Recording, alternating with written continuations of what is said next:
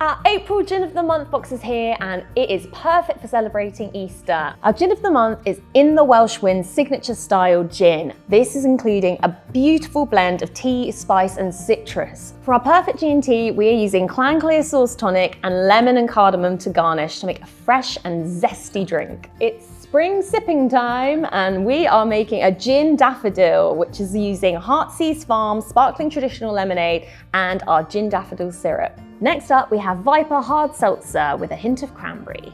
Ooh, snack time, and we have got 2 flavors of lentil snacks from Harvest Snaps to try, sweet chili and sour cream and chive. Ooh. Moorish. It wouldn't be Easter without chocolate, and we have got a beautiful milk chocolate truffle bar from Butlers. Let's do this the refined way. Melt in your mouth.